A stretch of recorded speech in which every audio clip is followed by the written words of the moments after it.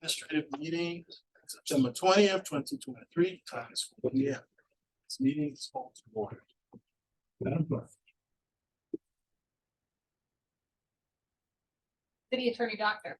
Here. City Manager Burton. Here. Yes. Commissioner Reed. Here. Commissioner Logan. Here. Commissioner Reed. Here. Mayor Collins. Here. And for the record, Commissioner Sherwood is excused. Thank you. Welcome and thank you for participating in the City of Helena administrative meeting. We are pleased to be able to provide this alternative meeting format in the city's effort to broaden public participation. Please be patient as we may experience technical difficulties during the meeting. We welcome your public commentary. Please read the following tips and guidelines for the app usage and your participation. Commissioners, any comments? Board appointments. I'm recommending the following board appointment: Board of Adjustment. Appointment of Michael Newhouse to a first term on the Board of Adjustment as a citizen member. Term will expire October 1st, 2026. Appointment of Brian Top to a first term on the Board of Adjustment as a citizen member. Term will expire October 1st, 2026. Helena Regional Airport Authority, appointment of Troy McGee to a first term on the Helena Regional Airport Authority as a citizen representative. Term will expire September 1st, 2026. Zoning Commission, reappointment of Nicole Anderson to a first full term on the Zoning Commission as a citizen member. Term will expire September 30th, 2026.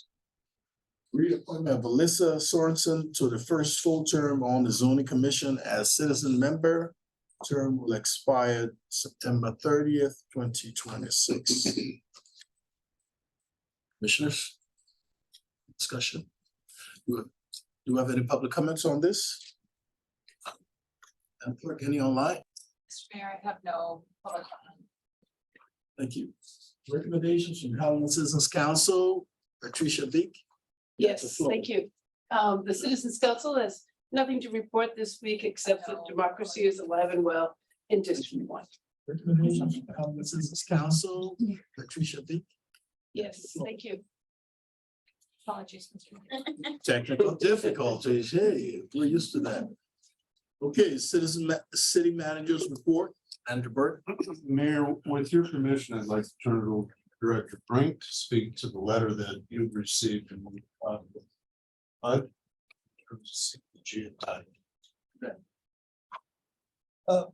Mayor and Commission, as Manager Burton pointed out, the city has received, and you've received a copy of a letter from HUD indicating that the City of Helena meets the threshold and criteria for entitlement status. What is entitlement status? It applies to any city or county that meets certain thresholds. Principal city and an MSA, any city greater than 50,000, and then any qualified urban county that's at least 200,000 population. What is entitlement? What does that mean? It's essentially direct CDBG and HUD allocation based on a formula. It's a yearly allocation. Rather than the city having participated in the competitive CDBG process that we do today. I'll make a keynote. With entitlement status, the city can no longer participate in that competitive process. And that's going to be key here later as I move through my talking points. Based on a potential allocation from fiscal year 2023, the city would have received approximately $320,000 for the yearly allocation. As a note, there are only 3 cities in Montana currently that enjoy entitlement status. That's Missoula, Billings, and Great Falls. Missoula currently, based on 2022 numbers, received approximately $560,000. Billings, $648,000 in Great Falls, approximately $770,000. To qualify for the yearly allocation, the city must do some key items, so some key work activities. We must develop a consolidated plan for all of our CDBG activities. That's planning, economic development, CDBG, home renewal, WOPA, which is the Housing Partnership for Persons with AIDS, and emergency shelter grants. In addition to that plan, the city must develop a very detailed citizen participation plan for CDBG activities. And we must produce an annual action plan for yearly fund disbursement through our program. With that, at present or currently, staff does not recommend that we pursue entitlement. Currently, city staff, our department, manages the CDBG and home projects. And we recommend that we defer entitlement until somewhere in the future. With deferment, the city can elect to petition HUD to take action and claim an entitlement status if we want to in the future. The reason for our recommendation that we do not pursue entitlement status at this point in time is based on formula allocation. We will receive less in funds than we historically have received in the past. As I noted, $320,000 is what our yearly allocation will be, but just to note, past funded projects that we would be difficult for us to fund in the future. For us, the food share, that was a $750,000 competitive CDBG grant that we got. A YWCA was $680,000. We've also received several CDBG planning grants for some PARs that Rocky Mountain, for instance. And then there are some proposed, and we anticipate some CDBG ED grants that could approach $400,000. So you see the constraint. If we elect to go entitlement, then perhaps we won't be able to fund what we funded in the past or move forward. And we just don't think the current staff or organizational structure just really at this point supports entitlement status. We would have to have a CDBG specialist, an FTE to handle that. We just don't have their organizational structure. And with that entitlement yearly allocation, probably a third of that would go towards funding that CDBG specialist with that FTE. So you see that the impact in that economy. We're not saying that maybe in the future that we move to revisit the entitlement discussion, and we would certainly be open to do that, and let HUD know that this is not a complete shut the door on entitlement, but we just ask for it to be deferred later until the economy is just we work better in our favor from a project and a funding standpoint. We've prepared a letter kind of indicating a deferral. But with that, I've got no other information. I'm just open to any questions. I'm sure there's gonna be a bunch. And I'm open to any questions you guys may have. Go ahead, Commissioner. Thank you, Mr. Mayor. Just a question, Director Brink. In the past, with the projects you were mentioning, food share, YWCA, et cetera, have we had years where projects were not funded? Like, do we have an average of funding? Or is it generally speaking, when we apply for it, we get it? Generally, when we apply for it, we get it. It is a competitive process, but the city's been successful for any project that we take to Montana Department of Commerce that it gets funded. We've not had any that I'm aware of here in recent history that we've been denied or turned down. Thank you, so I'm just wondering, and I know this might take a little bit, but we've obviously been very successful in the last 3 or 4 years. in being awarded these grants, is it possible for us to maybe get like a 10-year look back of the CDBG grants that we've gone for and been successful, maybe successful and potentially not successful if we have that information? And then the other piece, do we think all of these projects have been with partner agencies? And from what I understand, the entitlement funds we could be using for other infrastructure improvements that the city might deem would be those funds. And so do we expect that there will be partner agencies that want us to continue to keep being the sponsor of larger dollar projects? Mayor, Commissioner Lee, yes, I would anticipate to answer the last question first. I would anticipate that those partner agencies that we typically partner with would still want us to participate in their funding of projects. Right now, if we go through entitlement and we're no longer available for the competitive process, they would have to go through the hopefully go to the county in their competitive process. That's an option. But to speak to the first question, yes, we would be open to other funding of infrastructure as long as it meets and it is for low and moderate income, low and moderate income population. There's caveat to that. Thank you. Any downside to not accepting that status? Mayor, Commission, right now we don't see any downside at present. HUD calls it a permanent deferral, but it's not permanent in the sense that we cannot go back to HUD and say we want entitlement status. It just means that HUD will no longer petition us and ask us if we want to go to entitlement. So it closes the door for them, but doesn't close the door for us to go ask HUD later. If we ask that, we want it deferred now, we can go in 6 months to a year to say, no, I think we're ready for entitlement. And they'll provide or send us through that process.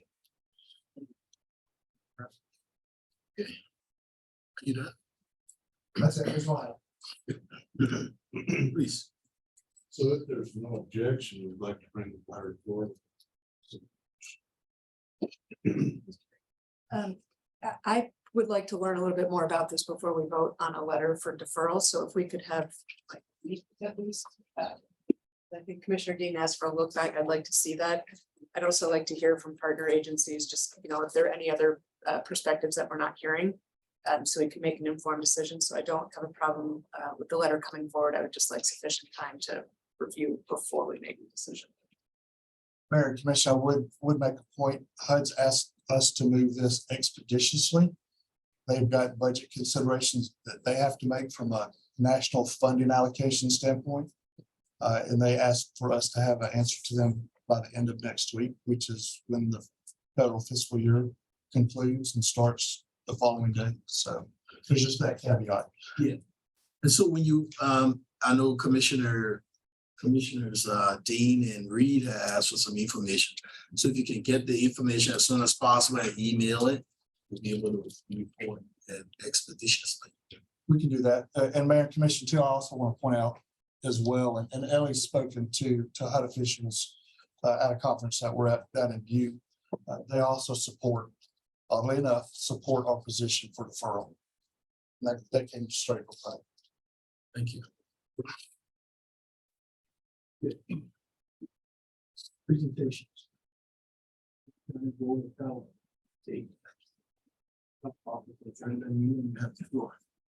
Good afternoon, Mayor and Commissioners. I'm gonna share my screen first, so that folks online can also see what I'm talking about. Did I do boss? You did awesome. All right, so today I have 3 items to bring before Commission as an update from your Lewis and Clark Public Health. The first is this really great new dashboard that we have available that talks about behavioral health crisis systems in our community. So we have worked now over the last almost 4 years to build out the crisis system, behavioral health crisis system, which includes the 988 call center. So a place for people to call if they're in a behavioral health crisis. What we know now through national data is that if we can get individuals who are in a behavioral health crisis to call 988 first, that 80% of those individuals are able to receive the support that they need and stabilize in the home with that call center support. And then the second pillar is our mobile crisis response team. So this is hosted out of St. Peter's Health. It is a team of behavioral health professionals that are a co-response to law enforcement.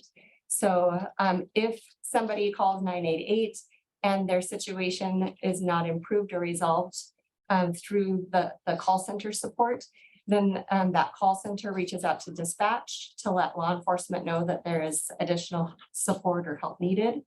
If an individual were to call 911, the dispatch sends law enforcement out, and then law enforcement then makes a determination if the mobile crisis response team could be helpful in a behavioral health crisis situation.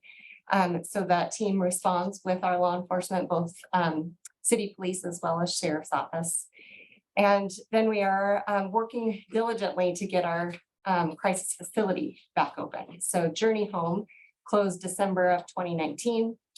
We now have a provider that's that we're in negotiation with to open that back up again and provide behavioral health crisis services out of that facility. So there will be the full continuum of crisis services.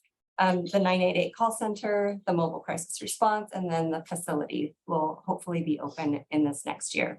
The dashboard gives you all of the really great data associated with what's happening in our community around each of these pillars. And so the Montana 988, which our call center is located in Great Falls, it's the Voices of Hope call center. They receive our calls for our location, and then they share the data back with us. And so the dashboard shows you utilization of that call center and then what the disposition of the calls were.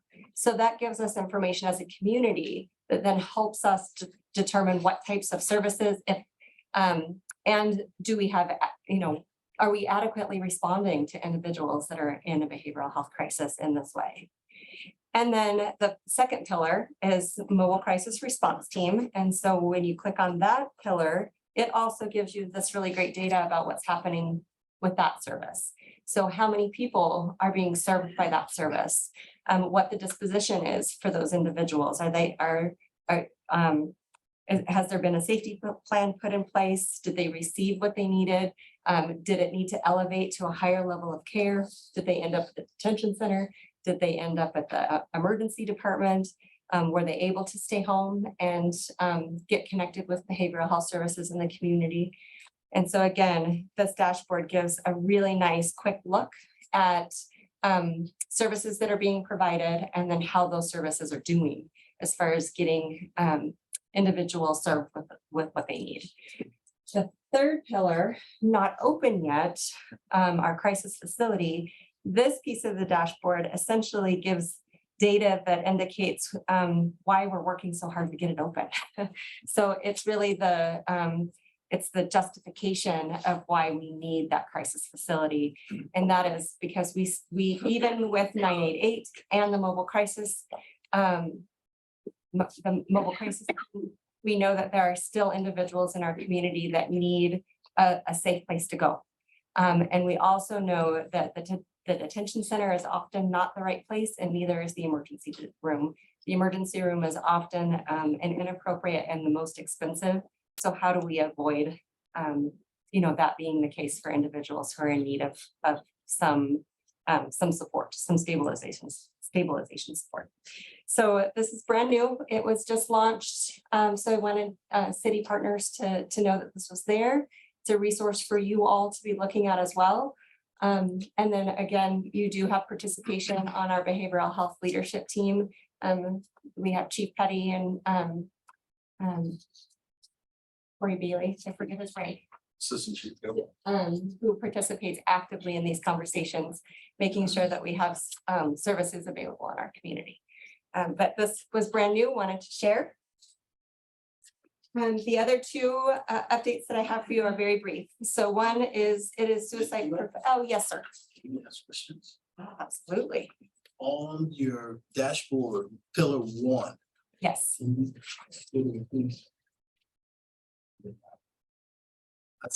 I see you see below there you have 503 total calls de-escalated. And the ones that are not de-escalated was 66. What do those calls look like? The ones that are not de-escalated? So those are the calls that did not get resolved by working with the call center. So those are the ones that needed the mobile crisis response to come to the individual's location, or they ended up at the emergency room or something. So the call center wasn't able to help them. And so the 66 reflects that number for those individuals. Yes, please, Commissioner. Thank you, Mr. Mayor. On, I think it was pillar 2. If I'm reading that correctly, it was average age is 36. I'm curious, that's younger than I would have expected, and I'm wondering if it's because the averages were so extreme.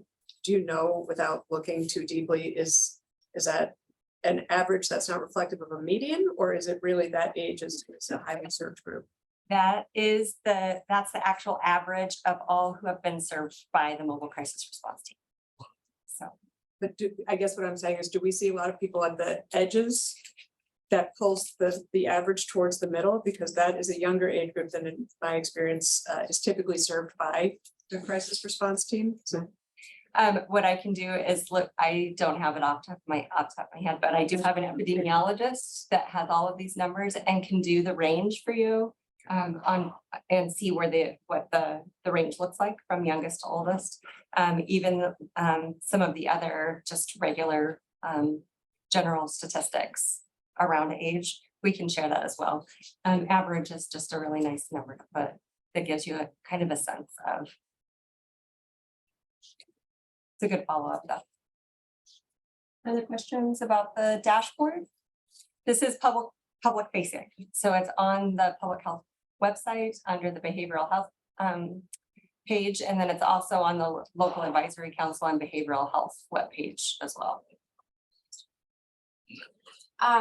I'm just wondering, so on those 66 that are the unresolved folks, do we know how many of those are already like being included in like the fuse tracking and the rest that we know are high users and the folks we are really trying to help the most?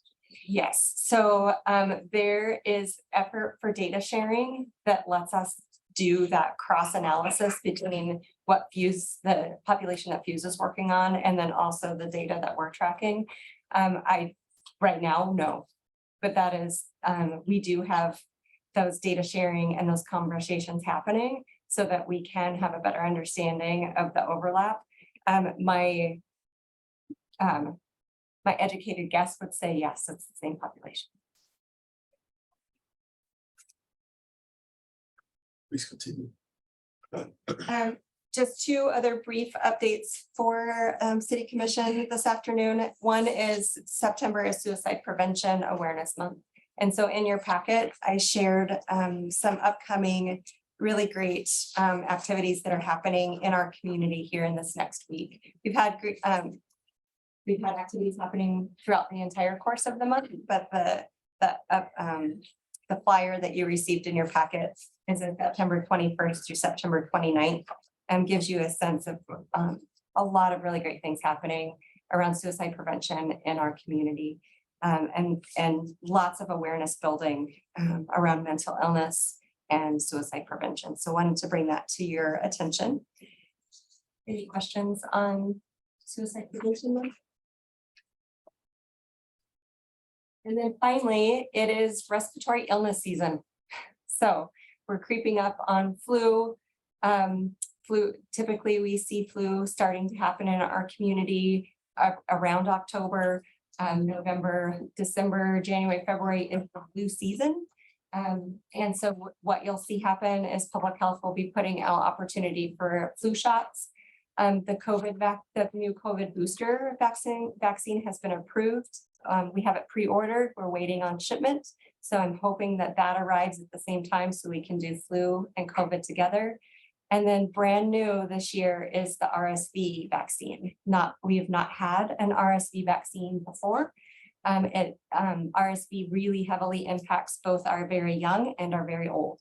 And so we will have the RSV vaccine available in our community. So hopefully that will help to provide a nice level of protection in this community against all the respiratory junk that flies around in the fall. So more to come on specific details on scheduled clinics, but just know that we'll be working really hard to get those vaccines out. Any questions on the junk flying around the community? The crud? Any questions on the crud? Do you have any public comments on this topic? Madam Clerk, any online? Mayor, I have no public comment. Thank you, Ms. Neiman. Thank you. Discussion of parklet fees. Director Granati and or Deputy Director Cooley, you have the floor. Good evening, Mayor and Commissioners. This is a new discussion topic that we're bringing forward to you to talk about parklet fees. So you had asked us to bring this back to you to give you kind of a quick summary.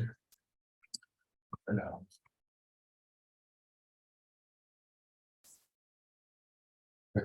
Guilties. So what we did is we have a table in the presentation that was similar to another admin meetings that shows what the original fee was. It's kind of the interim fee, a proposed fee, and then there was option 3 and 4.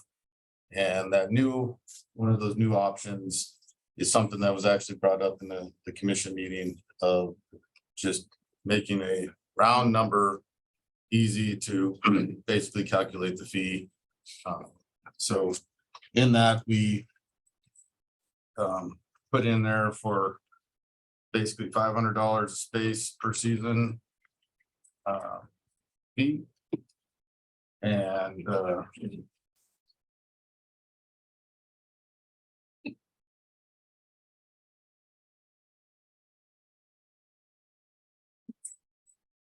now we're up and running. Mayor, I only put a few tricks in for you. There's only 6 slides. All right. So as you see there, we had those alternatives. I didn't do that on purpose. Alternatives 1, 2, and 3. So an alternative 4, that's the $500 per space per season, which for 2 spaces, 1,000, easy math.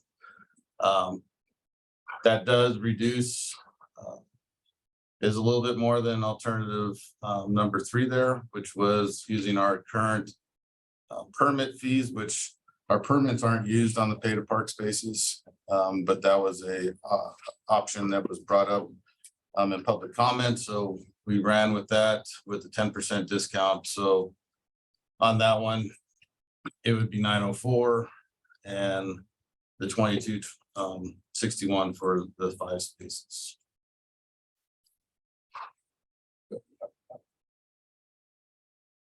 Oh yeah, that asterisk by alternative 4, and it could apply to any of the other alternatives that don't actually meet the 85%, would be to supplement some of that lost revenue with reducing the amount of first hour free parking in the city. The revenues for parking are very tight. Ever since COVID, we've been trying to build back the reserves that are needed for projects, but as new projects, ADA compliance, and just regular maintenance keeps coming up, those expenses, as everybody's seen, has gone up over the last few years. And so our revenues are lagging behind our expenses. So we've had to constrain our budget so that we put off maintenance a year or two so it fits into the current rates.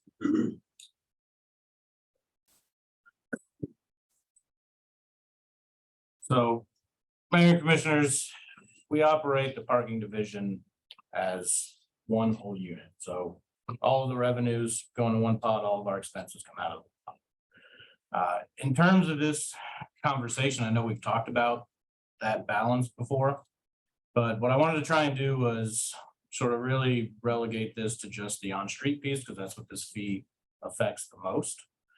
So to give you an idea of the on-street piece of parking, so our revenues on this side, expenses on the other side, I pulled out as sort of evenly and specifically as I could. We don't have it really lined out to where I could give you the exact dollar. These are my best estimates based on our budgets, and these are numbers from last fiscal year. So for those of us that didn't bring our calculators, $410,000 in revenue, $385,000 in expenses based on last year. So that idea sort of lends it to that we do have some wiggle room in the street.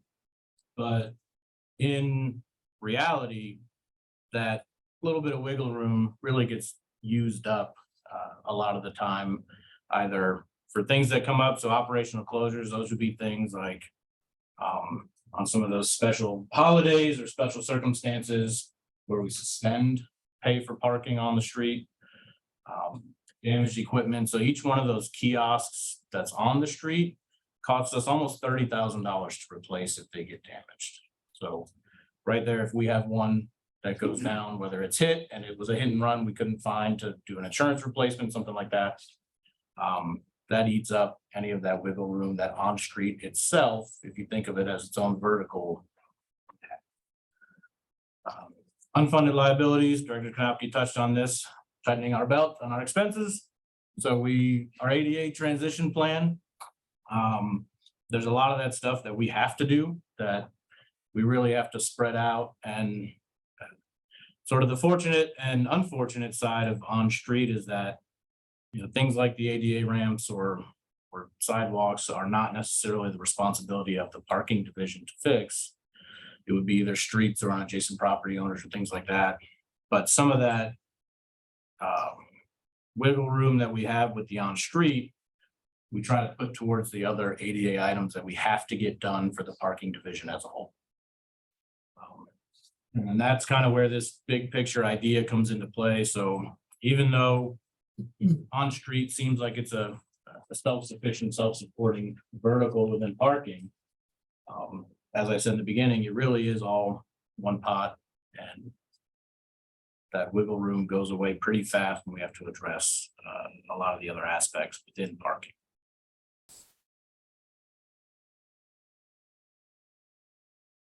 Our recommendation, as we stated earlier, the $500 per space per season, and eliminating first hour in not necessarily all the lots, some of the lots. The idea that we kind of came up with is that we'd like to incentivize staying downtown if you're going downtown. So the garages, I think, are the best way to do that. If you plan to go downtown and you're going to park in a garage, you're typically going to probably walk a little farther to get to wherever you're going. So theoretically, you'd probably be willing to stay downtown a little longer. So we keep the first hour free in the garages. And then some of those lots that are closer to the garages, eliminate the first hour free in those. And if you think back to our infographic from the last conversation we had, that first hour free equates to about $2,500 per lot per year is what we give up on the first hour. So for each of those lots that we could eliminate the first hour free that are close to a garage that they could park in instead, first hour free, it would offset some of those losses that we would see in this fee compared to the $13 a day on-street parking. So we also went out and looked at other cities and what they do. And I can tell you there's not consensus one way or the other. There are cities that do parklets for free. There are cities that are charging $2,500 for 2 spaces in Montana. Some of those cities like Seattle, they do give their parklets away for free.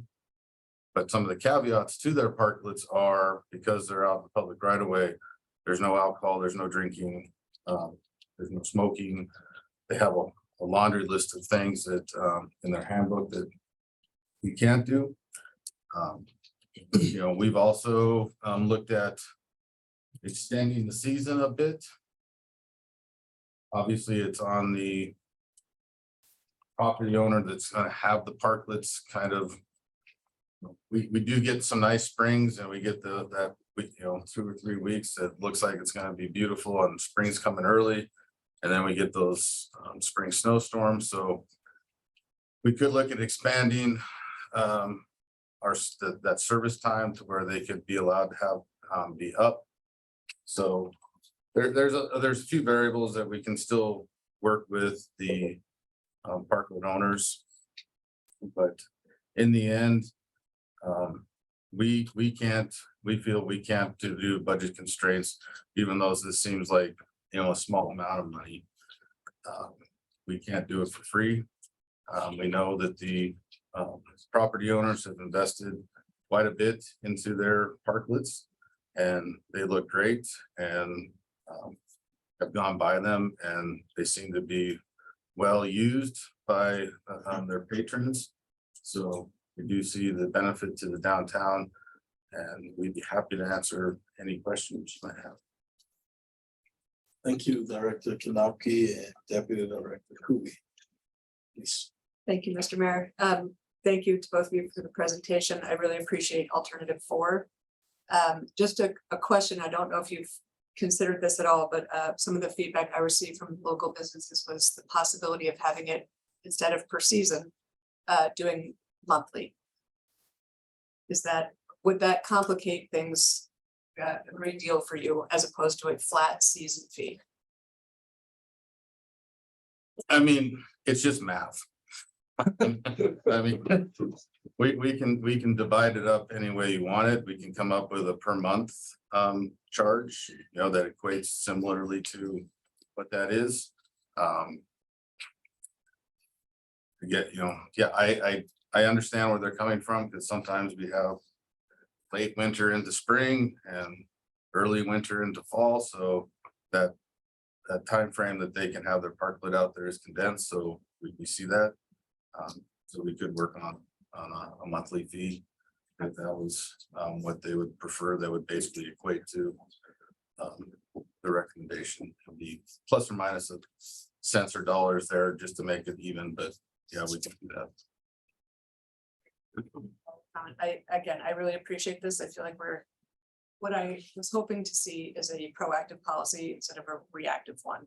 Because I think the parking revenue is not an insignificant factor, and I get it. We can't just do what we want. We have to consider budget constraints, but the parklet policy, in my opinion, should be a policy about how we want to incentivize outdoor space in our downtown. So sort of balancing a proactive policy with the reality of the budget is what I hope to see. And I feel like we're getting there with this. And I think the alternative 4 and many of the alternatives have a cap at $2,500, which we heard pretty clearly was about as high as most people could go. So I think to the extent that we're able to give a couple more opportunities for smaller businesses who may want to try this out, a way to give it a go with a smaller parklet for a shorter amount of time, I think that allows the city to come up with an actual policy about parklets that is that has its own identity separate from a lost parking revenue. And I think, your thoughtfulness in eliminating hourly free parking in places where there is already a garage that has it. I appreciate that. I think it's a good solution. So thank you for this. And I look forward to hearing comments from our business owners here and other commissioners. Mayor and Commissioner, just one thing to add, when we say surface lots, we do have first hour free down in lot 8, which is across from the library. That one is, we're not proposing to take that away because we know that the parking for the library is limited. So that's one that we would recommend to stay in place so that there is additional parking for use of the library. I'm trying to count the number of surface lots. So you're proposing not eliminating the one that is on the same side of the street as the library, but would we eliminate the one that's on the other side of the street? It's like the dirt parking lot. So the dirt parking lot is private. The paved portion of that on the west side Got it. is the city parking lot. Just the paved part is not. Yes. So the two parking lots basically that we're talking about Mayor Commission is the one that's right behind the old Bert Ernie's. And then the one right in front of the Chamber of Commerce there, that's basically the level with the top level of Jackson Parking Garage. I will say I could get on board with alternative 4. I think alternative 2 is still my preference, just because I'm not a huge fan of paid parking as it is, but I also know we have a pretty large inner cap loan that we are continuing to pay on, and I know we can't consider removing paid parking besides the garages. I know we can't consider that in good conscience until that inner cap loan is paid off. So I guess, as we're having this discussion, I can get on board with alternative 4. I think alternative 2 is still the top one. We're impacting a lot more people now by removing the first hour free. I understand the idea behind it, but you know, this conversation has been about the businesses that are interested in parklets. And now we're talking about all of the other people who utilize that parking for that first hour free.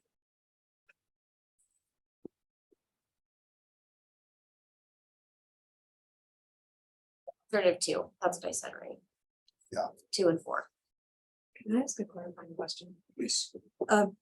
Based on what Commissioner Dean is saying, I think alternative 2 is also appealing, but is your recommendation, if we went with alternative 2, to still eliminate the 1 hour free to offset? Or is the eliminating 1 hour free only tied to alternative 4? Well, to offset the revenue loss, Mayor and Commissioners, that would be our recommendation, to allow us to look at eliminating the first hour free in a lot or 2 to offset that revenue. Please. Thank you. I appreciate all the work you both and your staff have done.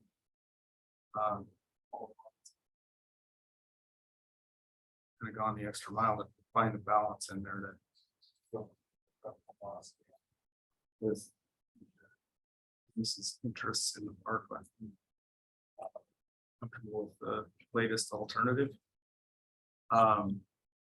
Remind me, 2 questions. First, what is the season? Season's April 15th to November 1st. Thank you. And the possibility of the extension on either direction on the front end or the back end, is that potential, or is it seriously from the staff perspective? Mayor and Commissioner, I think if we were to extend it, I don't think we could go too much farther back, maybe April 1st or something, because we just March, April is such a weird time frame in Montana.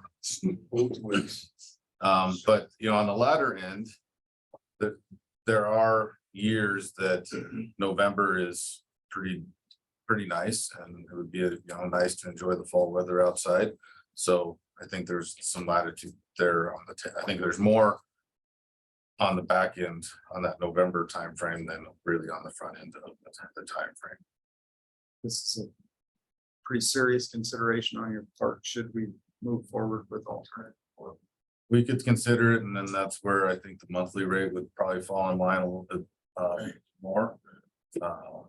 That way, if one of the owners decided to put their parklet up early, then that would be their choice, and not be confined to that. So there might be 2 plans, monthly rate that allowed a little bit longer season, or just the flat rate that was April 15th, November 1st. Or yeah. So I think there's options. Dr. Kanaka, what's the average amount of space per business? We, along with other cities, typically try to keep it in front of their businesses. So that, in theory, all the parking on the street as public parking. But I think the thought behind that is that the parklet isn't encroaching on parking in front of somebody else's business. Now, if there's a narrow lot that, you know, there's just a very small sliver there, I don't think, well, I know that we would take into consideration that if they got the adjacent business owner to tell us that they're okay with the parklet, you know, encroaching in front of their business, then that would be fine. But, you know, a parklet can be anywhere from just a single 20-foot space up to like what the Blackfoot has with the 5 spaces. It's really up to the business and what they want to use that space for. But there are cities that, you know, host these that the minimum is 1 unit. I know you mentioned Seattle free space and all. Are there any free space in Montana?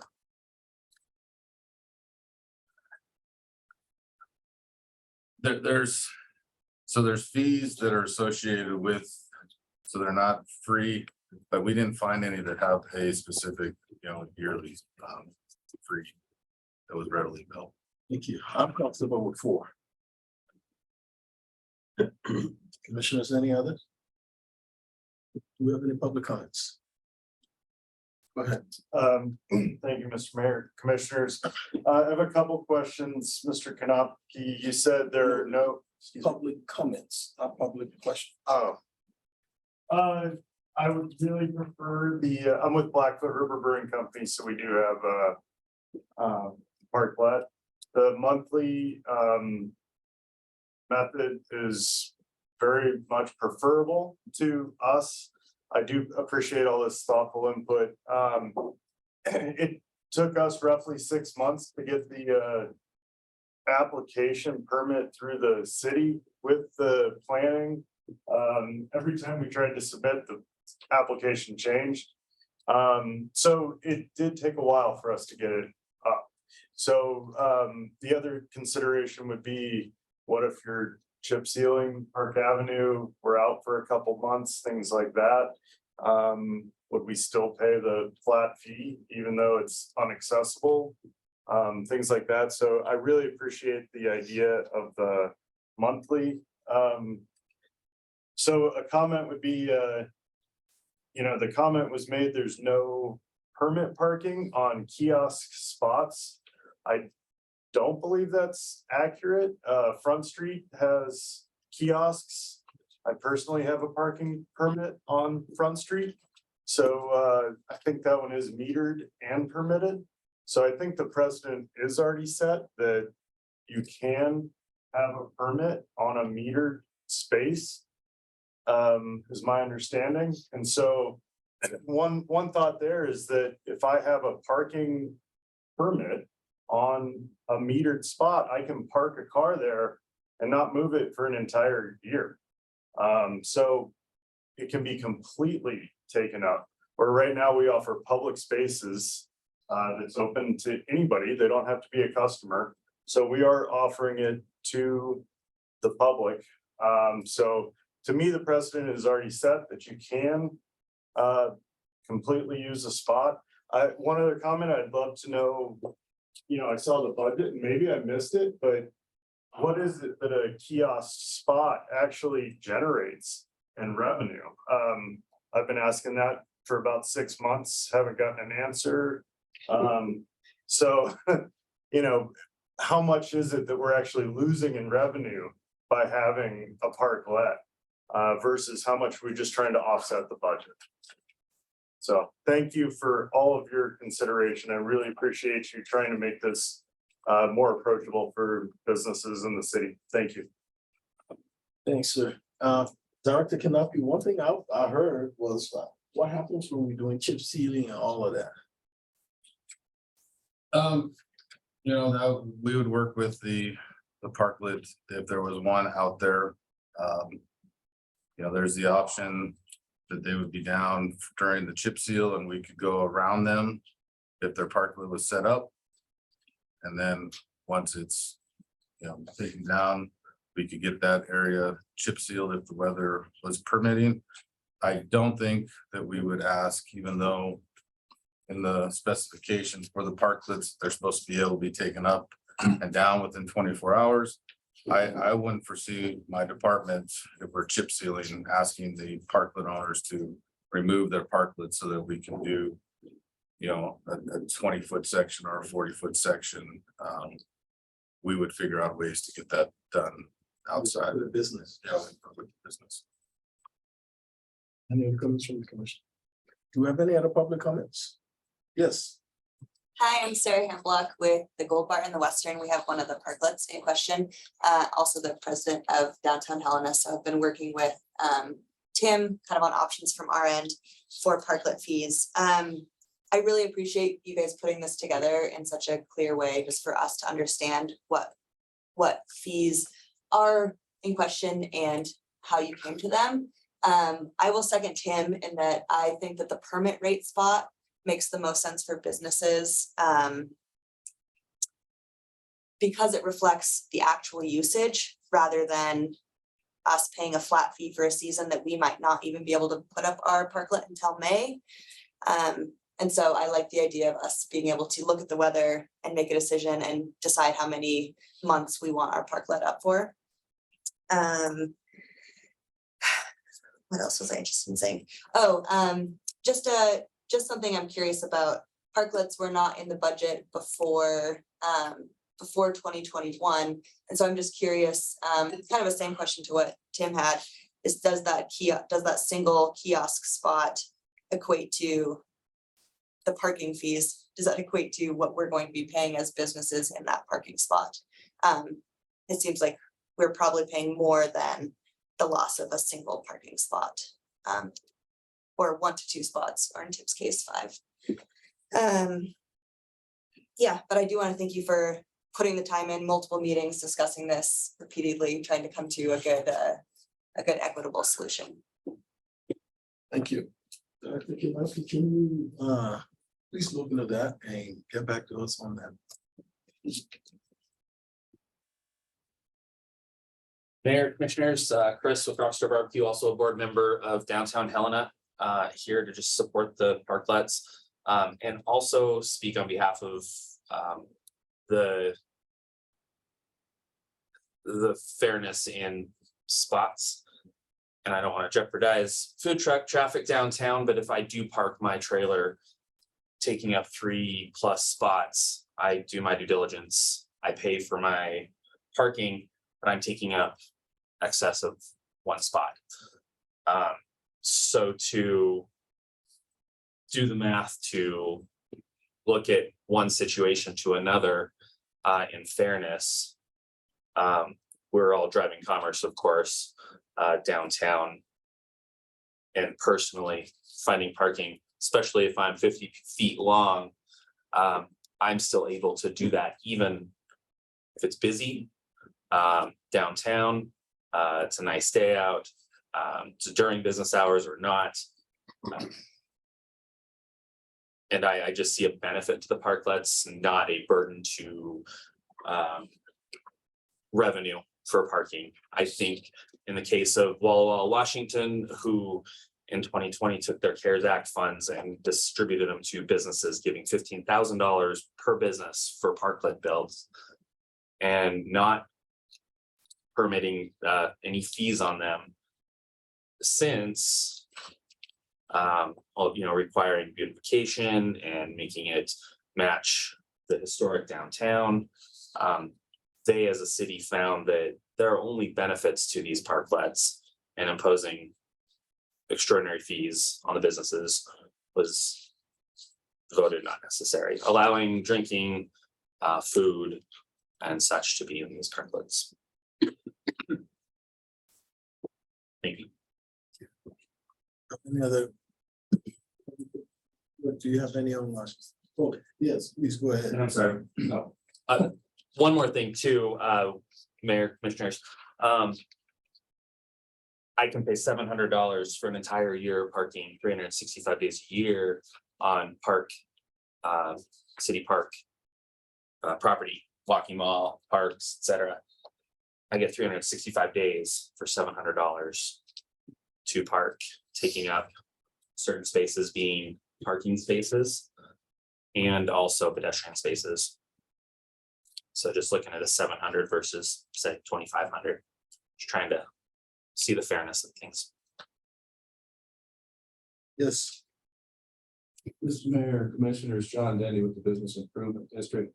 Just I'll quickly echo the gratitude to the Transportation Department for looking into these alternatives to what is less than 1% of their budget. I think it's very important though, despite that it's a small percentage of your budget.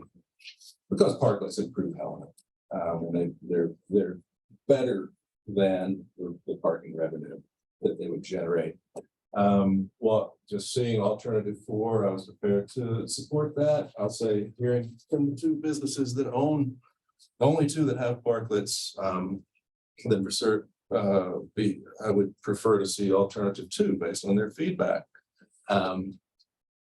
Regardless of the 2, thank you for your work, and I'll just can't quit without saying the BID would love to see these fees go to 0 in future budgets. But thanks is the last word. Mr. Mayor, I have no public comment on that. Quickly, Mr. Mayor, thank you. So again, this is the distance at which I struggle to see. Alternative 2 and alternative 4, the actual cost differential is negligible. But the difference is the amount used to charge for the spaces. So I think maybe what I would like to see for, final consideration is using the permit rate cost, which appears to be roughly the same, and having a monthly option. Because that seems to split the difference between the 2, and it seems like that works with what our business community is more inclined toward. So if the rest of the commission is comfortable with that as an option, again, revenue, it doesn't seem to change much for the seasonal fee. It's a couple of dollars here or there. I think having some sort of not justification, but reference point for what those fees amount to, with the permits lining up pretty nicely, I think is sort of helpful from a policy standpoint. So I would appreciate seeing monthly based on that rate and season. Thank you.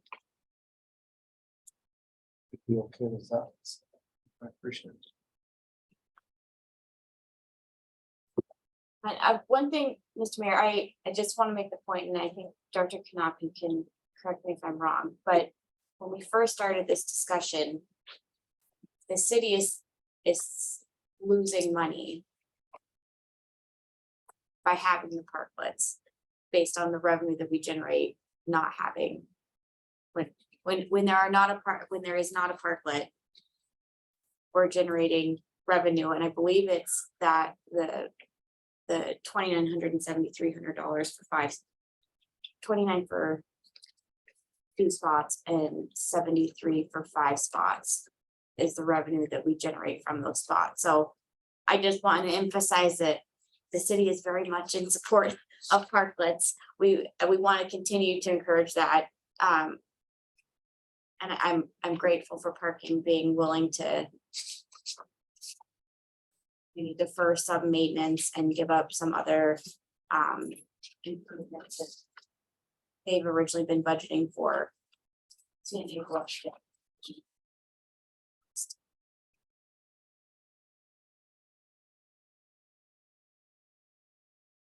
I have, Mayor. Thank you very much. Thank you.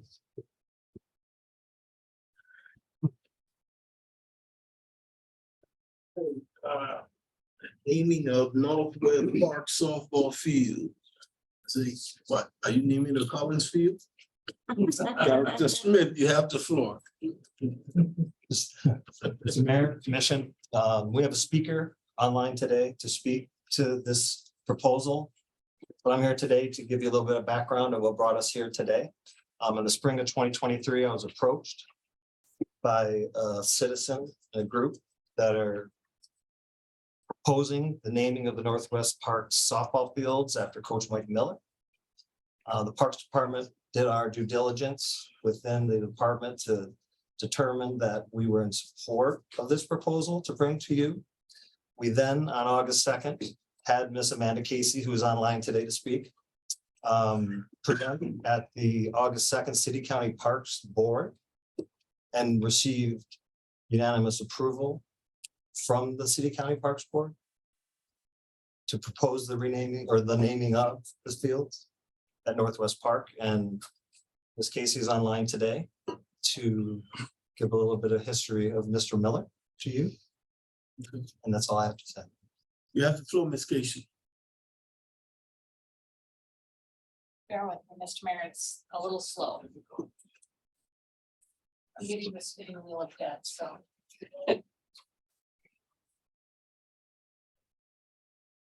Well, hello, can you folks hear me? Yes, we can. All right, thank you. Well, first off, I want to apologize that I'm not there in person. I'm actually in Billings for a healthcare conference. Otherwise I would be there. But today I am here to request that the Northwest Park softball fields be renamed after Capitol High softball coach Mike Miller. Mike has been the Capitol High softball head coach for 29 seasons and is planning on retiring after the 2024 season after 30 years of coaching. He began his coaching career at Capitol High in 1992 as an assistant coach and has been the head coach since 1994. In 2002, Mike spearheaded the construction of the Northwest Park softball fields, which were completed in 2004. Before the completion of the softball fields, Capitol High School softball was played their home games at Batch Field. In 2018 and 2022, Mike was named the Montana Coaches Association Coach of the Year. As head coach, Mike coached 2 championship teams in 2004 and 2009, were Western Conference champions 8 times, and have made it to the postseason every year. Mike's career record since becoming head coach in 1994 is 388 wins and 256 losses. So with that being said, I am asking you to support this and rename the softball fields Mike Miller softball fields as their 1 and 2. So I'm happy to take any questions. Thank you, Ms. Casey. Comments from the commission? I'd be supportive of this and want to wish Coach Miller congratulations on his retirement. Any public comments? Mr. Mayor, I have no public comment online. Director Smith, I think you have your marching order. Thank you, Mayor. Commission.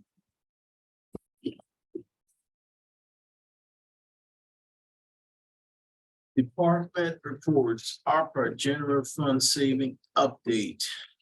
Director Danielson or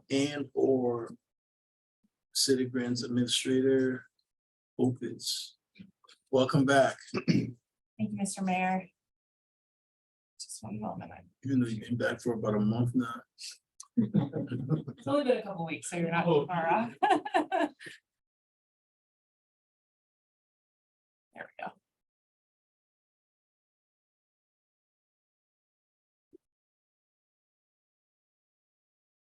So Mr. Mayor and Commissioners, obviously we have a lot of history with where we've come from originally with these general fund savings. This is a slide that encapsulates just a brief recap of where those funds have been spent to date.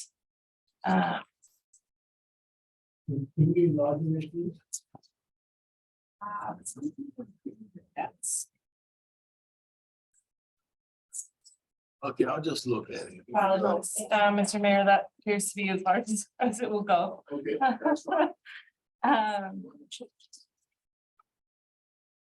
Without going too deep into the history, the most recent allocation that the commission made was under resolution 20852. Within that, there was a comprehensive recreation plan, an allocation to the Kids program, donation to Exploration Works, funding of the Last Chance Powwow, demonstration day, allocations for Family Promise and Good Samaritan Ministries, the Business Improvement District Downtown Restroom, City Facilities Solar Project allocation, as well as a set aside that was brought by Commissioner Reed for housing solutions related to supporting the unhoused. So to date, where that brings us, and there's 2 different numbers here I want to make clear. So there's the allocations to date is $731,320. That includes a $1.6 million reserve that the commission had set aside early on in this process. So that were we to take that 1.6 out, we would be in the negative. So we have dipped into that reserve by about $244,000. Altogether, including the reserve, what's left now at this point is 1.3 and change.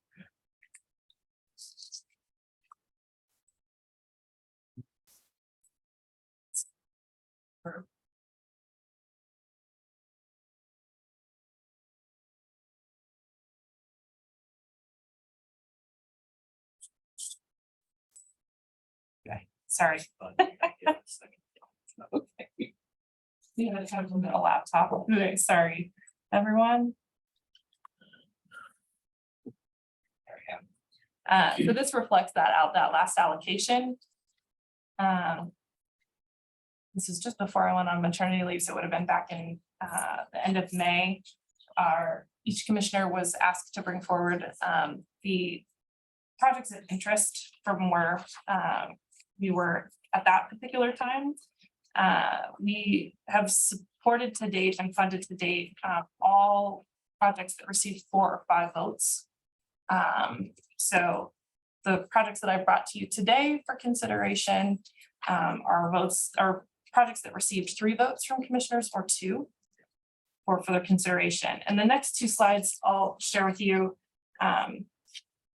It was discussed by the commission to provide an average of the votes for funding for the last allocation. So what we have for you are 2 different ways to allocate to figure out that average. The first one is an average of all commissioners. So that includes those who voted not to fund it. So those zeros are included in that average.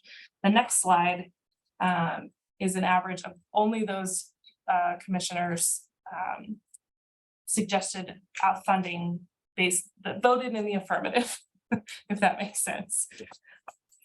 So the projects that are still awaiting a decision are the ice skating, the warming hut study at the Memorial Park skating rink, as well as a potential contribution to the sidewalk loan program to the city. That did receive 3 votes meeting back in May. And then projects that were supported by 2 commissioners, which was funding. And at this point, if we were to look at averages again, partial funding of the request that came from the Helena Regional Sports Association, and then a potential contribution to the solar loan program. So I've worked out all of the math there for you to consider. The other option, of course, is always that you could choose to not move forward with funding any of these and revert the remaining dollars to city reserves.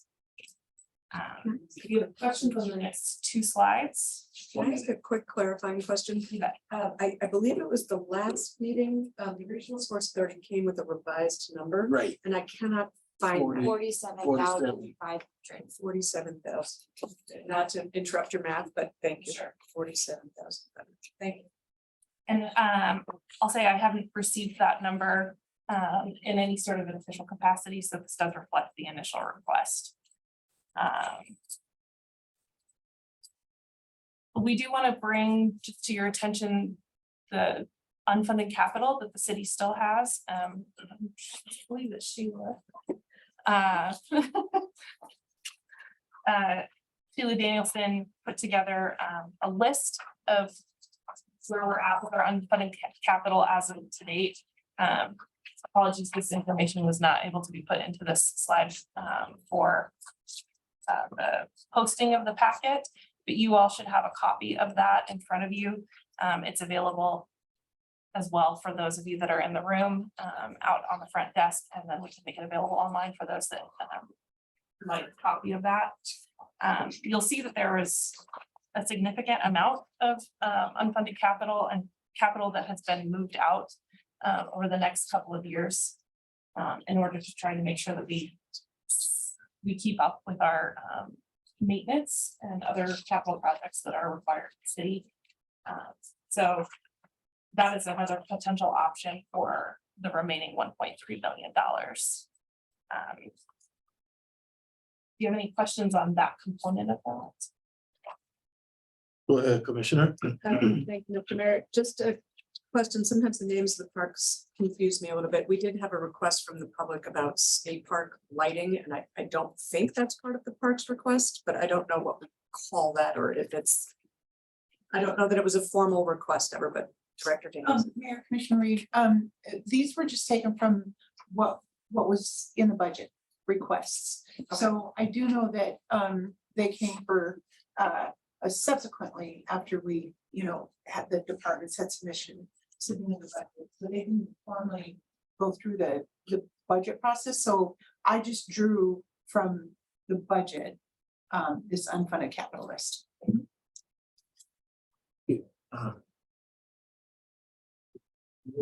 You're saying the projects from the opera fund that have not been funded. For them right now. So there's just 4 that were at least brought up at the time, excuse me, Mr. Mayor, Commissioners. There are 4 that were brought up back in May that have yet to receive a funding decision. Should you like to proceed? That's where this math came into play. But that's absolutely at the discretion of the commission. So let me know if there's any additional information that we could provide that would be helpful. Otherwise, Sure. So I guess I would throw out. We'll start top. For the Regional Sports Authority, I was originally not in support. I would be willing to support that, and at the level they've requested 47.5. The Warming Hut, I would be supportive of funding that at the $15,000. I actually think we probably, what we should probably start saying is not the Warming Hut, but the building at Memorial Park, because should we be able to get it up to safer conditions and working order, it's used by K's kids in the summer as a cooler facility, an indoor facility, while they're doing their programming in the summer. The sidewalk loan program, we'd originally put 500,000. I think maybe the mayor and I had, I think a couple people put 500,000. I was one of them, and it's because that is that is the round number for the outstanding sidewalk loan applications. So with $500,000, we could fulfill all of the backlog of sidewalk loan requests. And then the solar loan, I'd still be interested in the 200,000, but I'm okay with going with the average. And then the final piece was, what's it? 1, 2, 3, 4. Yep. And that would total, if we did that, all of that, it would be a total of $762,500 and would leave $592,000 left. Commissioner.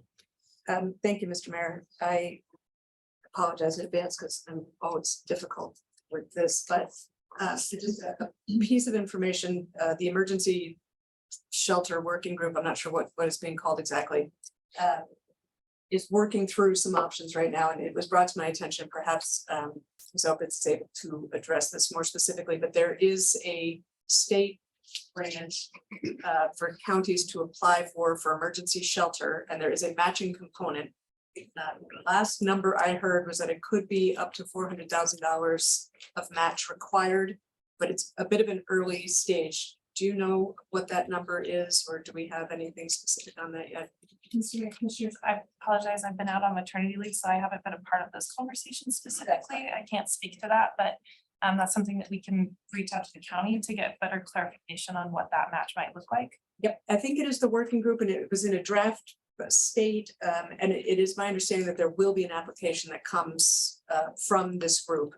So I wonder if possible, until we know what that match requirement is, if we might be able to hold I would like to add a placeholder to help with match.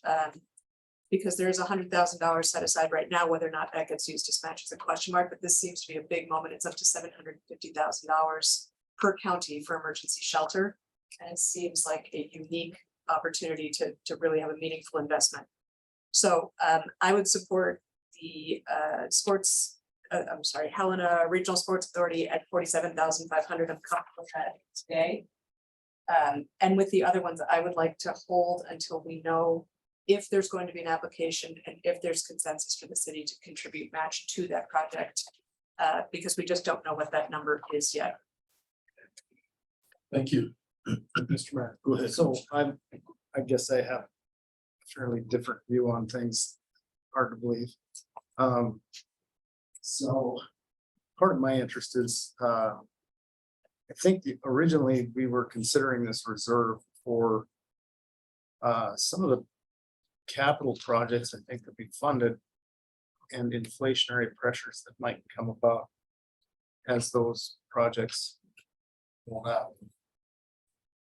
So I guess what I'm saying is I'm interested in setting some, if not all, aside into reserves. I guess that would be my position. I don't know that at this point that I'm interested in dedicating such a set aside to the emergency homeless working group, because as I've listened to those meetings, it's been pretty clear to me that there's no concrete plan, so I'm uncomfortable with setting them aside specifically for that, if that's kind of what you're asking. Not, Yeah, but I am interested in setting some or all of them into reserves, so it's kind of my position. Thank you. If I might just clarify, in response to Commissioner Logan, I'm not saying we set 400,000 aside for that group. I'm saying I'm uncomfortable allocating more at this time. Because if it's in a reserve and it is an option to access, if there is a plan and specific match, I'd like to have something to see.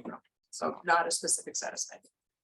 Well, for me at this time, I am comfortable with the 47.5 for Helena Regional Sports Authority. I'm also comfortable with the solar loan program. I'm comfortable with what we have on the project proposed by the commissioners here, the 3 and 2, if you understand where I'm going. With 15,000, the ice rink and the sidewalk loan program 366, the Helena Regional 47, and the solar loan 200.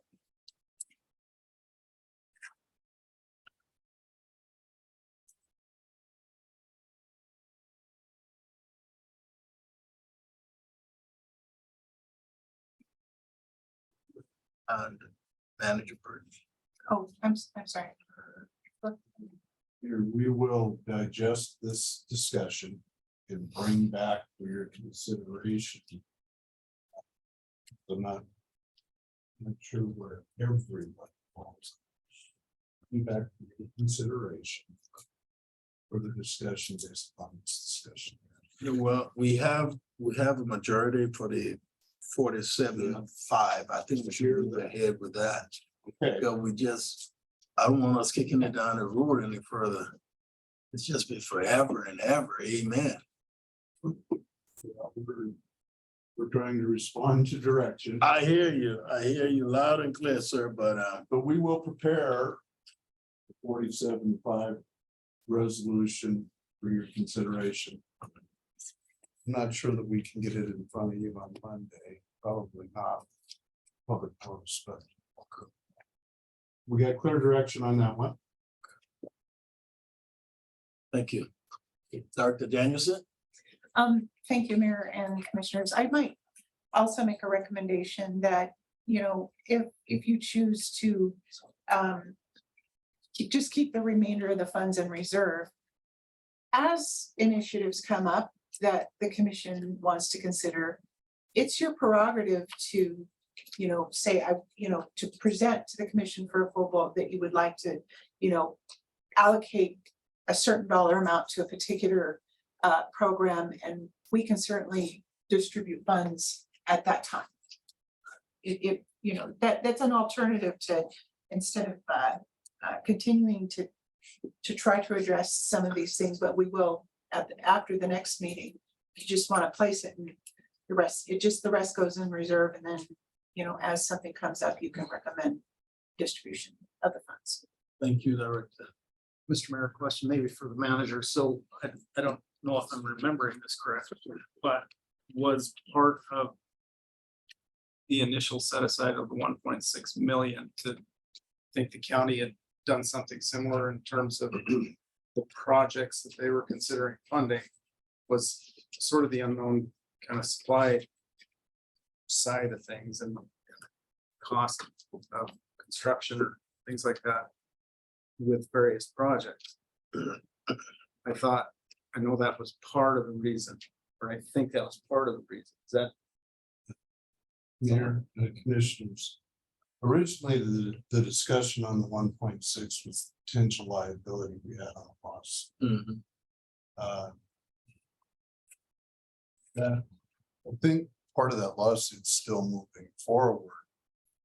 But we'd already paid the bill. We, the city, had already paid the bill with general fund dollars. So there was no reimbursement or any of that had to go back.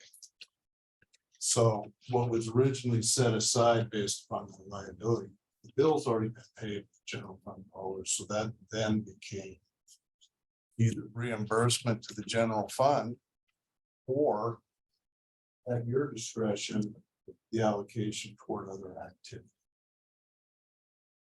I think that the discussion we had was there was an intercap loan, we funds, we've eliminated all of that.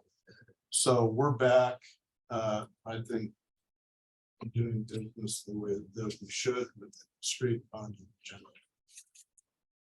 These essentially are general fund reserves now be allocated.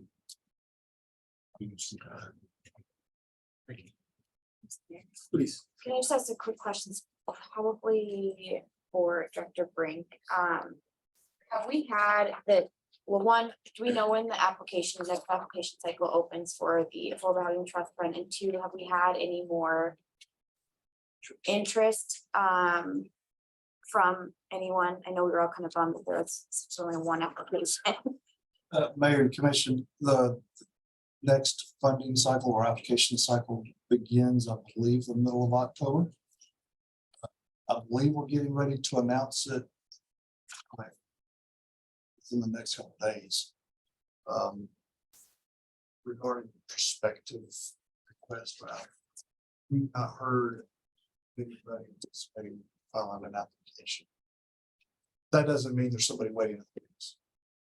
And I guess one more follow-up. I was not able to be at the second meeting of the bigger and smaller task force group, but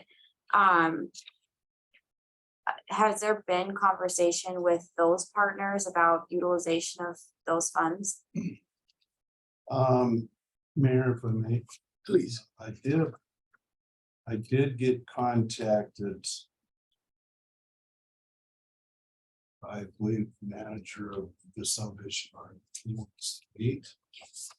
I don't know the content of that meeting, but I believe that he has something to talk about. Just got contacted today.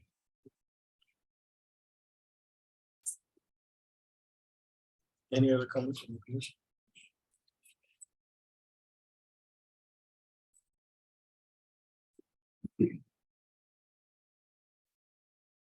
Is your presentation over, Administrator Opitz? Yes, that's great.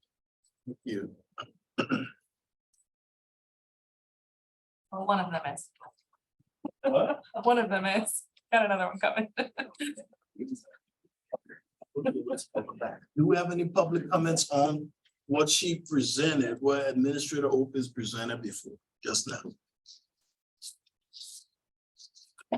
Do we have any online? I do have one hand raised, Mr. Mayor, it's Mark Judeman. Please put him through.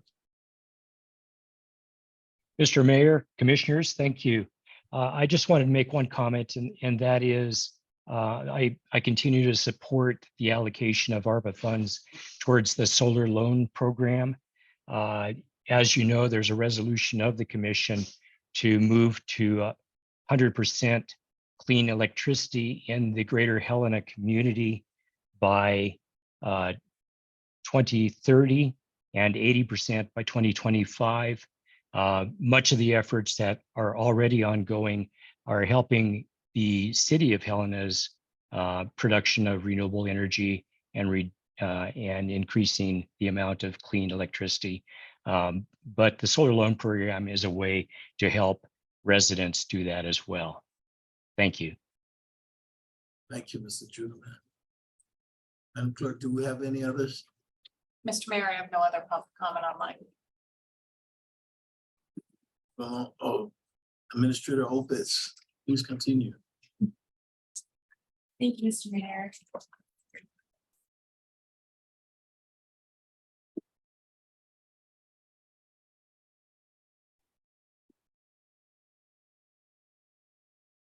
So for the next presentation, the commission had requested a comprehensive report of the city's grant activity.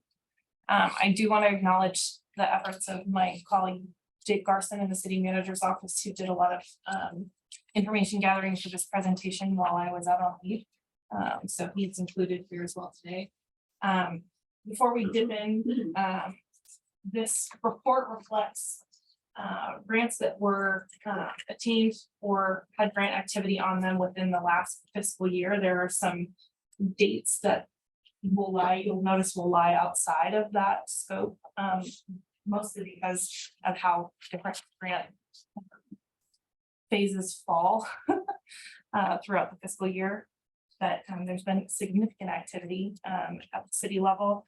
This is comprehensive to the extent that it's unique grants. There are some operational grants and pass-through money that is not reflected in this presentation. For example, the federal funds that we received for transit. They're technically grant funds. They are operational funds that come annually. So that was pulled out of this presentation. My goal is to not go super deep into each one of these, because I think that would take up a lot of our time, but if you do have individual questions related to departments. And Mayor, I would just add that this is a reference for you all. That you can take the time and digest it. Will be available for questions at any time. But specifically, Mayor, if I may, talk about the and I know that Commissioner, you brought that up, and we'd like to bring the commissioner to speed on where we're at with those discussions.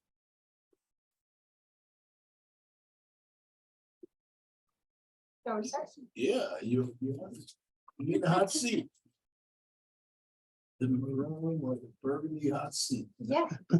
Right in there. Leah Anderson, environmental pretreatment manager. So the Solar for All loan program, or Solar for All grant opportunity is a very exciting one. We we had to submit an NOI in mid-August. It's a rather fast turnaround time from when the NOFO, the notice of funding opportunity, and NOI's notice of intent to apply. So we had to submit a notice of intent rather quickly, right after the NOFO came out. We chose to submit two notice of intents, one as a member of a coalition with the League of Cities and Towns, and then one just as the City of Helena. The one that is just the City of Helena, it doesn't just cover the City of Helena, it actually covers the entire state of Montana. We chose to submit two because forming coalitions was still quite new, and we weren't sure how that was all going to shake out. Since we have submitted the NOFOs, the League of Cities and Towns has decided that this isn't the right avenue for them to proceed with that. So the City of Helena at this time is looking at submitting a application as the City of Helena that with grant funding that would cover the entire state. The original application deadline for this was, I believe, September 14th. That deadline has now been extended based on information that EPA gathered from the notice of intent to October 12th. Part of the reason for that is they adjusted and gave us better criteria to determine how much funding to apply for. The minimum amount that is able to be applied for with this grant is 25 million. They gave us some parameters to look at as far as population that is covered. And so we're looking at a range of possibilities. Right. Any additional questions at this time?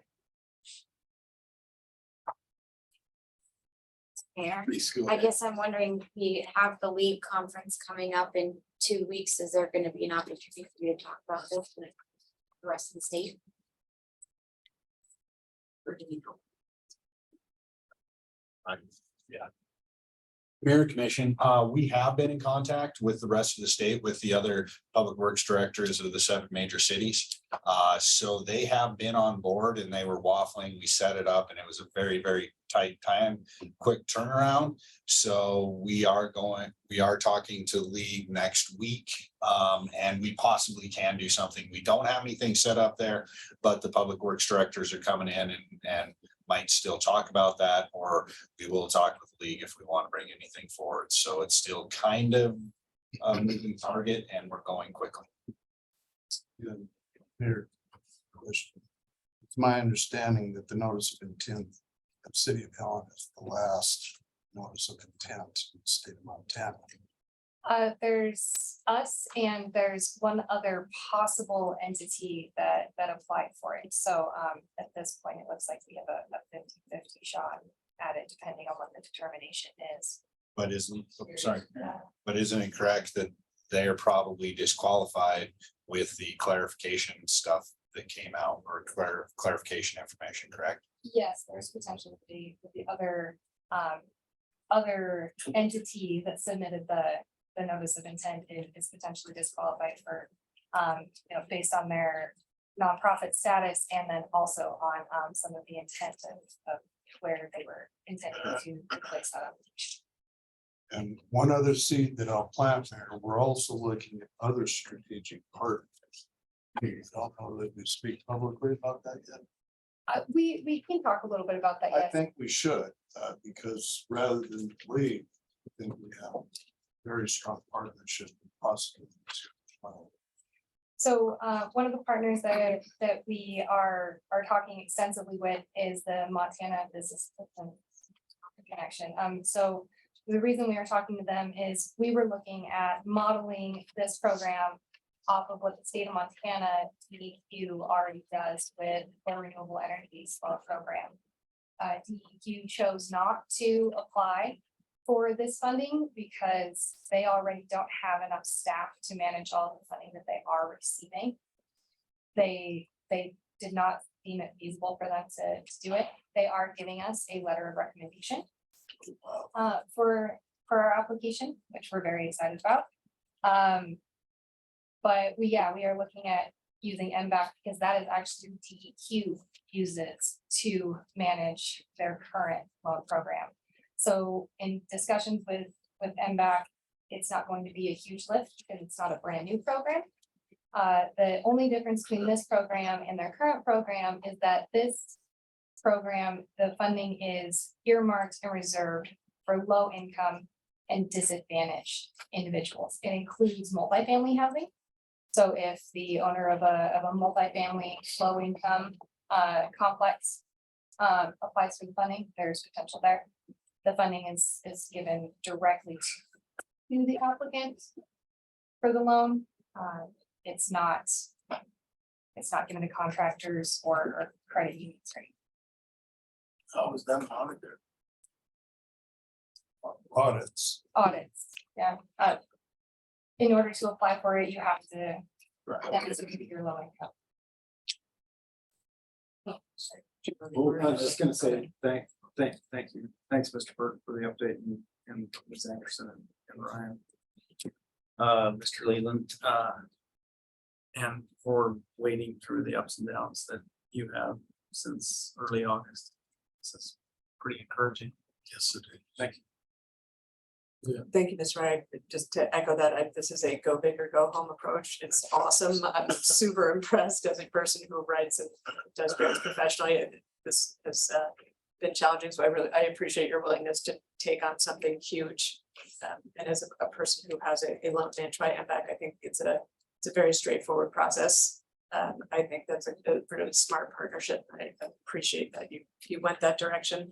And I would love to see us get this. I think our commitment to solar could be a whole lot different if we were able to get this. So well done. So I just echo those. I'm super excited that NVAC is in the conversation. I mean, they've just been forefront of so much of this, and I love that it's another opportunity for us to partner with them on something big. So really excited.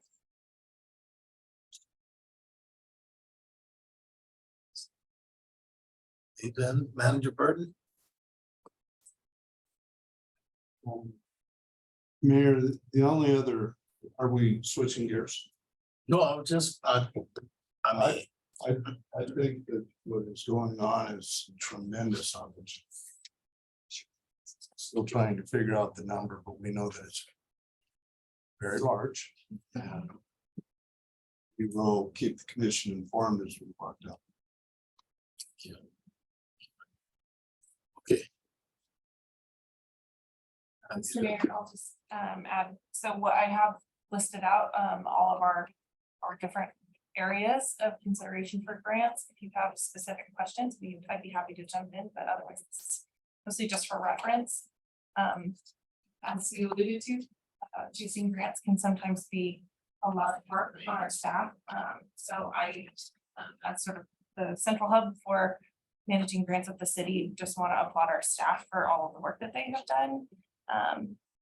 You'll see that we're pretty creative in terms of how we fill gaps for our funding with grants, and we don't chase money that we can't manage smartly and appropriately.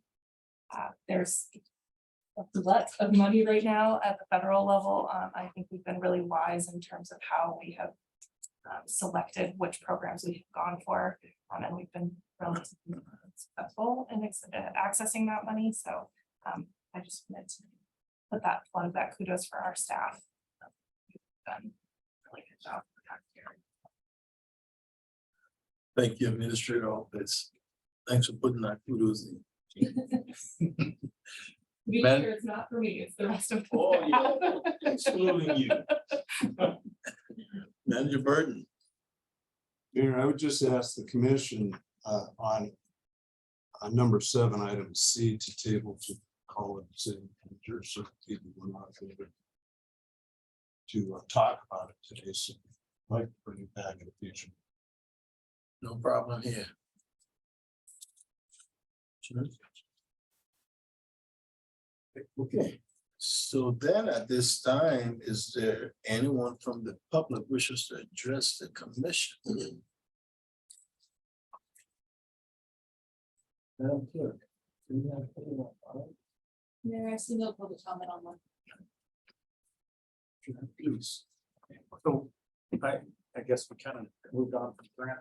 One thing I might throw out there and probably tell you nothing you don't know or anything you don't know, but so relative to the solar award that was made with general fund savings for the 2 projects, that just that reminder there, Northwestern Energies, USB or E+ renewables, or whatever they call it, to maybe match that if needed.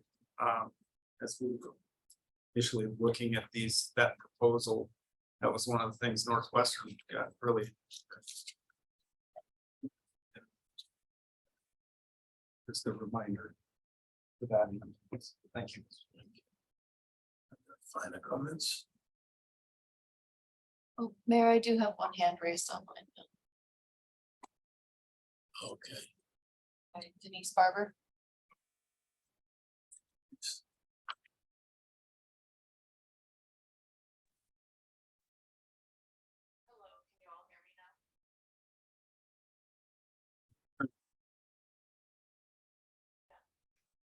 Apologize. I can see that she's talking, but we can't hear her.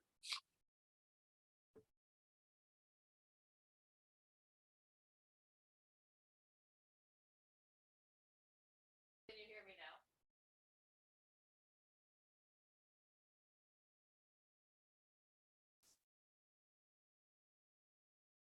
Barbara, if you'd like to submit your comment in writing, I'd be happy to read that into the record for you.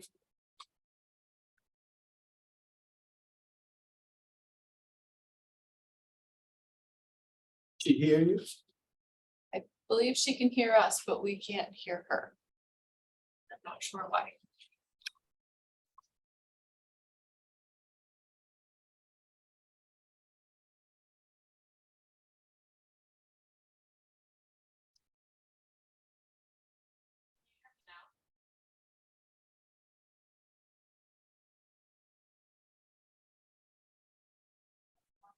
From Denise Barber, she said, did the city receive the 3.2 million grant for compost?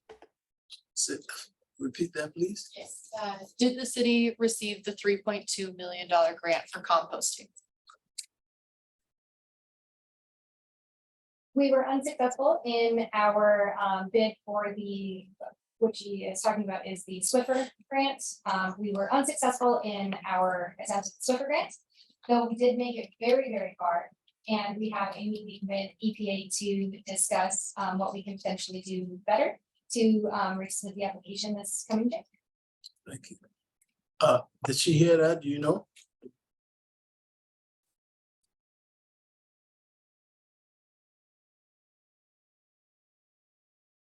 I assume so. Okay.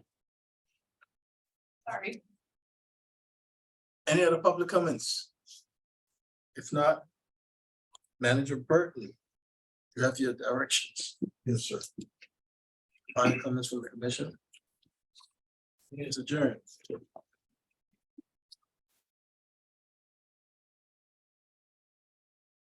Yeah.